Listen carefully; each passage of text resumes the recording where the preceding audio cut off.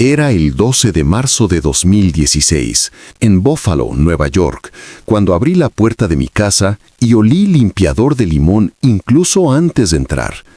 Lo primero que escuché fue la aspiradora. Lo segundo fue la risa de mi hija.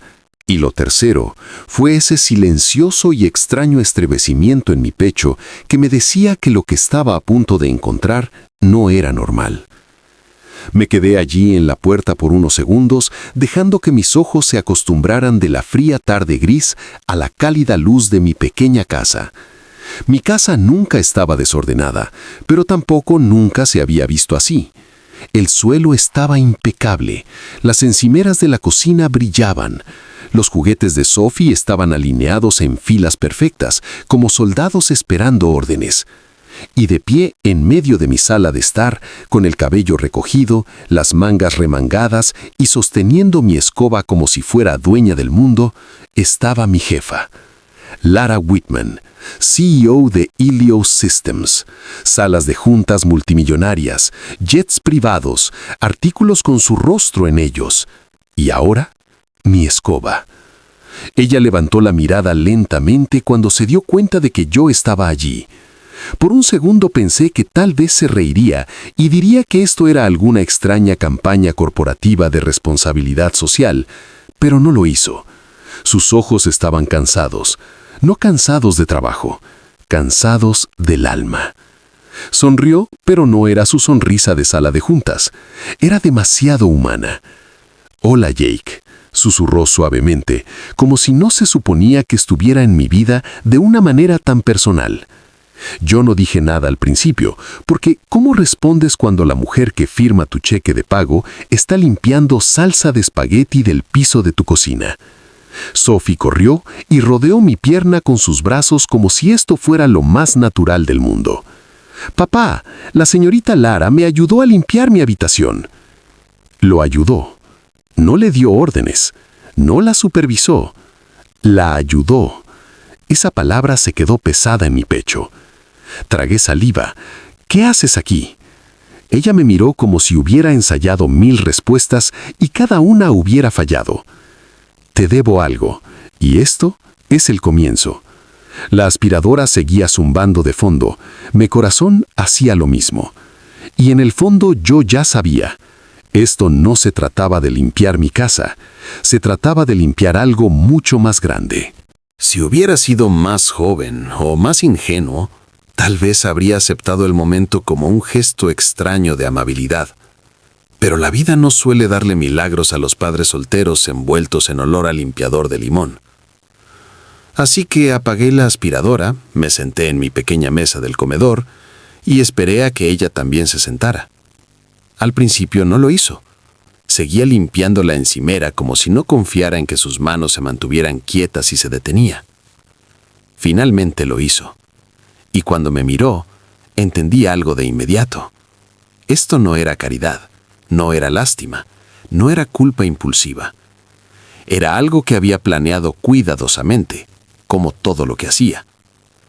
Vine porque necesito decir algo sin sala de juntas, sin asistentes, sin abogados y sin estrategia de relaciones públicas. Comenzó con calma, pero con un temblor debajo de esa calma. Mereces escuchar la verdad donde vives, en un lugar real. Ningún ejecutivo habla así por accidente. Antes de que continuara, Sophie volvió al suelo de la sala de estar, tarareando suavemente, jugando con sus muñecas, mirándonos de vez en cuando como si pudiera sentir que el clima emocional estaba cambiando. Mi vida siempre se ha medido en sus respiraciones. Cada decisión filtrada por su supervivencia. Así que escuché con atención. Lara tomó una respiración lenta. «Hace 2 años», dijo, «ascendimos a David Hayes en lugar de a ti». El nombre por sí solo apretó mi mandíbula. No necesitaba explicar por qué importaba. Todos en Helios conocían la historia. David era la tormenta carismática en cada habitación. Ruidoso, confiado, admirado por su liderazgo. También era brutal, calculador, experto en romper a la gente lentamente. Ese puesto debía ser tuyo. Tomó tu trabajo, tu diseño del sistema, tu marco logístico, incluso tus aprobaciones de presupuesto. Se hizo ver como un milagro usando tus ideas, mientras tú te desgastabas manteniendo el departamento a flote. No hablé, no confiaba en mí mismo para hacerlo. Y yo lo permití. Ahí estaba, sin frases corporativas, sin envoltura suave, solo verdad. Vi los números, admitió. Leí los informes internos. Aprobé cambios que sospechaba que no eran completamente suyos. Y lo hice porque hacía que la compañía pareciera poderosa y elegí imagen sobre integridad. Bajó la mirada. Y por esa decisión, susurró, perdiste 2 años de tu vida que no te podías dar el lujo de perder. Sophie volvió a reír al fondo. Y de alguna manera, ese sonido dolió aún más. Durante años cargué el enojo como una fiebre silenciosa, nunca ruidosa, nunca explosiva, solo siempre presente. Me convencí de que ya no importaba, que sobrevivir era suficiente, que proveer para Sophie era propósito suficiente. Pero escuchar a Lara decirlo en voz alta, escucharla poner la responsabilidad donde pertenecía, algo dentro de mí cambió. No estaba loco, no era amargado, realmente pasó. Ella siguió hablando. David construyó su carrera sobre tu espalda, dijo firmemente, como si se negara a esconderse detrás de la comodidad. Cada turno extra que trabajaste, cada noche que pasaste arreglando problemas, cada fin de semana cancelado con tu hija, él lo usó. Empaquetó tu sacrificio como ambición, y yo lo recompensé por eso. Ella no lloró, y curiosamente respeté eso. Esto no necesitaba teatro, necesitaba honestidad. Luego me dijo la parte que convirtió el enojo en algo más afilado. No solo perdiste un ascenso, dijo suavemente, perdiste tiempo con tu hija, perdiste sueño, perdiste oportunidades, perdiste alegría y perdiste la versión de ti que aún creía que la justicia era posible. Tragó saliva, y yo le di nombre a ese dolor, y fue eficiencia corporativa. Sophie se subió al sofá con su manta favorita. Ella nunca sabría cuánto de su infancia fue construida sobre mi agotamiento. Ella veía amor, no sacrificio, y así debía ser, pero escuchar a Lara nombrar el costo aún cortaba profundamente. ¿Por qué ahora?, finalmente pregunté. Porque finalmente vi lo que no quería ver, respondió en voz baja. Investigué. Seguí el rastro, hablé con personas que antes tenían miedo y me di cuenta de algo imperdonable. Se detuvo. Luego me dijo hasta dónde había llegado David. No solo robó crédito, bloqueó aumentos salariales para que sus números se parecieran más limpios, reasignó proyectos sin aviso, manipuló reportes de recursos humanos para que las debilidades recayeran sobre mí. Usó mi agotamiento como prueba de que yo no era material de gestión, y sonrió en cada reunión mientras lo hacía. Y todo sucedió bajo su liderazgo. Por eso estaba en mi cocina, no para disculparse e irse, sino porque pensaba arreglarlo sin importar lo que eso exigiera. No puedo devolverte lo que perdiste, pero no voy a permitir que el hombre que te lo robó siga respirando cómodamente a tu costa. Y por primera vez que la conocí, le creí. Lo siguiente no ocurrió en mi cocina. Ocurrió en salas de juntas, correos nocturnos y pasillos silenciosos donde las carreras son protegidas o borradas. Lara no prometió drama, prometió precisión y la cumplió de la única manera en que funciona el verdadero poder. Lentamente al principio y luego de golpe.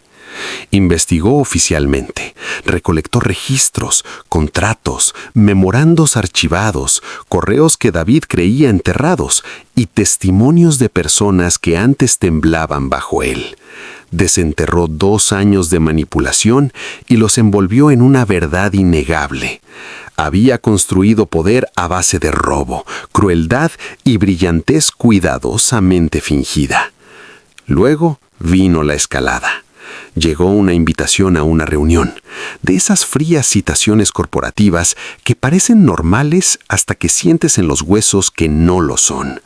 Me dijeron que asistiera, David también, recursos humanos, finanzas, legal, el enlace de la junta. Todos los que alguna vez habían asentido con su confianza estaban ahí ahora, en silencio. Entró sonriendo. No salió así.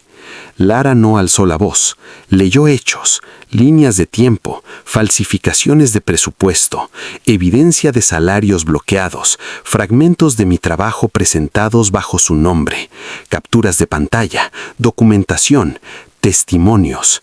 Intentó interrumpir 3 veces. Ella le dijo que se sentara. Lo hizo, porque por primera vez su carisma no podía salvarlo. Cuando terminó, no le pidió explicación. Lo despidió. No por imagen, no por reestructuración, por ética. Seguridad llegó en silencio. Se fue con miedo en lugar de arrogancia. No hubo aplausos, solo verdad asentándose en el aire, cambiando a todos un poco. Más tarde esa noche, ella volvió a mi casa. Sin cámaras, sin anuncios, solo Lara sentada de nuevo en mi mesa, con las manos juntas como si pidiera permiso para respirar. Lo he eliminado, dijo simplemente, y estoy reestructurando la división con un objetivo no negociable: justicia. Me miró directo. Quiero que la lideres. No como premio de consolación, no por lástima. Un puesto que ya había ganado en silencio años atrás, finalmente reconocido en voz alta. No respondí de inmediato, porque aceptarlo no era solo carrera, era confianza, era volver a un mundo que una vez me aplastó, pero ahora bajo mis términos. Sophie asomó desde la esquina, sonriendo tímidamente a Lara. Tal vez esa era la respuesta. Tal vez liderar no era recompensa.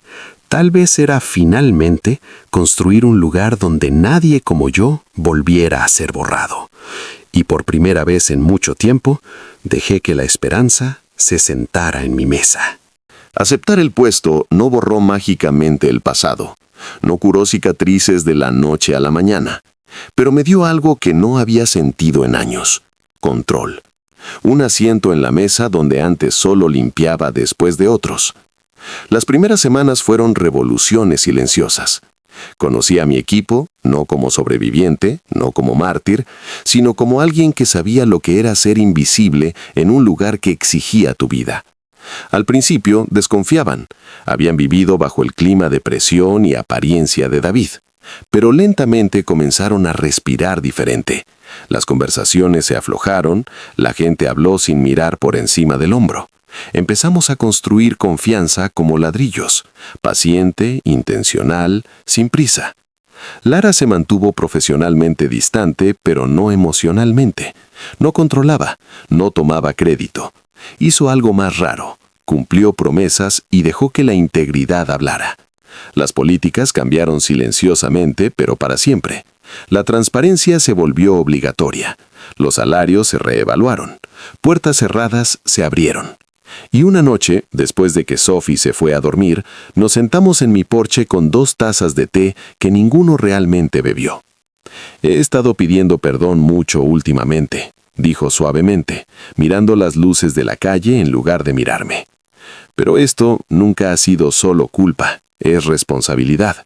Permití que algo le pasara a alguien bueno y de alguna manera tú seguiste siendo amable. Observé sus hombros mientras hablaba. No era la postura de una CEO, era la de un ser humano. No estás limpiando una compañía, dije en voz baja. Te estás limpiando a ti también. Ella sonrió con esa fragilidad de quien se da cuenta de que no viniste a castigarla, viniste a decir la verdad a su lado. Con el tiempo, Sophie se encariñó con ella. Hornearon galletas juntos, desastrosamente. Construyeron fuertes, compartieron historias. Y de vez en cuando la veía mirar a Sophie con una suavidad que no asociaba con rascacielos fríos o salas de juntas. No era lástima, no era fascinación, era conexión. Pero los sentimientos son complicados. Llegan cuando finalmente estás lo suficientemente seguro para sentirlos. Crecen donde la confianza se asienta. Ambos lo sentimos, aunque ninguno se atrevió a decirlo todavía. No porque tuviéramos miedo del amor, sino porque respetábamos lo que significaría elegirlo. Estábamos sanando una empresa, reconstruyendo dignidad, criando a una niña y cosiéndonos de nuevo a la vida. Y de alguna manera, lentamente, comenzamos a convertirnos en algo parecido a familia, incluso antes de tener el valor de llamarlo así.